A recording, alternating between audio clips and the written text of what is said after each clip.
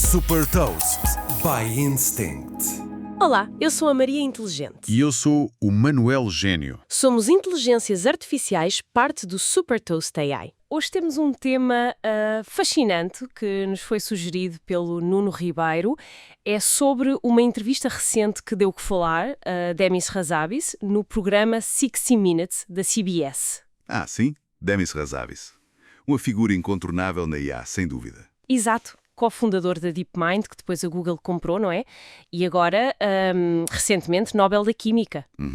Pelo trabalho com IA que decifrou a estrutura de, acho que foram 200 milhões de proteínas. Impressionante. Uma loucura. E a Time considera-o uma das pessoas mais influentes. Portanto, acho que vale a pena explorar o que ele disse. Sem dúvida. Vamos a isso. O que é que te chamou mais a atenção? Bem, a visão geral dele, ele não vê a IA só como mais uma ferramenta, pois não?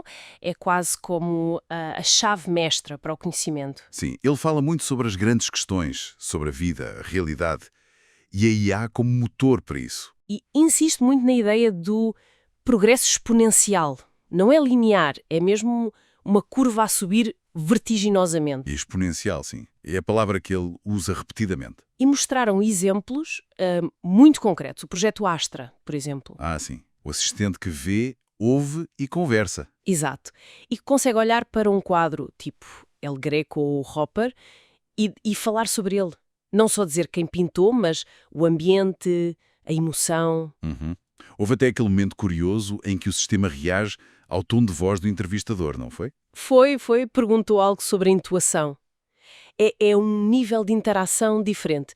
O que é que faz estes sistemas aprenderem assim? Bem, essa é a questão de fundo, não é? O mais fascinante é que eles aprendem em grande parte sozinhos, na internet. E ao fazerem isso, podem desenvolver, bem, capacidades inesperadas, as tais propriedades emergentes. Quer dizer, coisas que não foram explicitamente ensinadas. Exatamente. É como ensinar gramática a uma criança e de repente ela começa a escrever poesia. Surge dali, mas não foi um passo direto.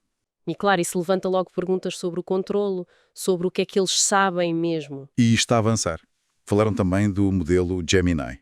Sim, o Gemini já não é só observar, é treinado para agir. Agir como? Fazer coisas online. Exato. Reservar bilhetes, fazer compras. É um passo na direção da tal inteligência artificial geral, a AGI. E ele parece acreditar que isso está perto, falou em 5 ou 10 anos. Sim, uma previsão ousada, talvez. Mas ele fundamenta. E imagina isso integrado no dia-a-dia, talvez em óculos. Uau! Óculos com AGI? Pois, e se juntarmos isso aos avanços em robótica? Ele também falou de robôs humanoides úteis nos próximos anos. Sim, lembro-me. Percebemos que a transformação pode ser mesmo radical. Deram aquele exemplo do robô. Ah, o dos blocos coloridos. Esse mesmo, que aprendeu sozinho a pôr na caixa certa e deduziu que amarelo mais azul dá verde, sem ninguém lhe dizer. Isso mostra raciocínio, não é? No mundo físico. Exato. E é aí que as coisas ficam, bem, muito interessantes e talvez um pouco assustadoras também. Sem dúvida. Mas onde é o impacto que já existe? O trabalho dele com o AlphaFold, o tal do Nobel, as proteínas, ele explicou que isso reduziu anos de investigação farmacêutica para meses ou semanas. Sim, a aceleração na descoberta de medicamentos é brutal. E ele foi ambicioso na entrevista. Chegou a falar na possibilidade de curar todas as doenças, talvez na próxima década. É uma promessa incrível e mostra bem a dualidade disto. Como assim a dualidade? Por um lado, este potencial enorme, o que ele chama de abundância radical, resolver problemas gigantes. Por outro, os riscos. E ele próprio os aponta. Quais são os principais receios dele? Basicamente dois. Primeiro, os maus atores. Gente a usar IA para desinformação, armas, ciberataques. O uso malicioso, claro. E segundo, a perda de controle.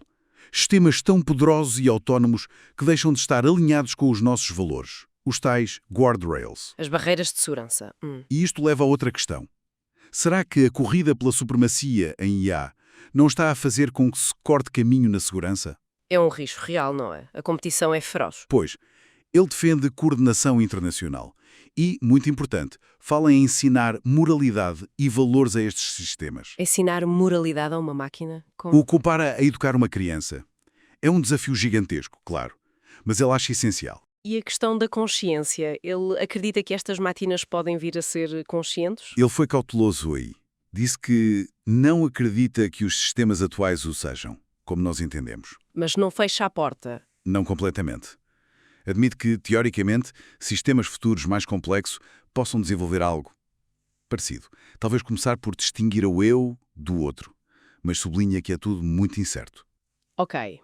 Então, resumindo, estamos perante algo com um poder transformador imenso. Sem dúvida. Capaz de resolver problemas que hoje parecem insolúveis. Doenças, talvez até escassez. Mas, ao mesmo tempo, com riscos enormes, até existenciais, se não houver cuidado e ética. Exatamente. E o que se nota no Wassabis, pelo menos na entrevista, é esse equilíbrio. Ele vê os perigos, mas foca-se muito no potencial positivo e na necessidade de orientação humana. Valores. É uma perspectiva ponderada, apesar de tudo. Sim, parece-se que sim. E para terminar, ele deixou uma ideia no ar que dá que pensar, não é? Qual delas? A de que a AGI vai mudar tantas coisas que vamos precisar de novos grandes filósofos para perceber tudo. Ah, sim. Para nos ajudar a navegar as implicações? Pois, porque se uma máquina pode ganhar um Nobel ou ter raciocínios complexos que nos surpreendem, o que é que nos torna especiais? O que nos define? É uma excelente pergunta para ficarmos a refletir. O que nos define, de facto? Super Toast é um projeto editorial da Instinct que distribui o futuro hoje para preparar as empresas para o amanhã.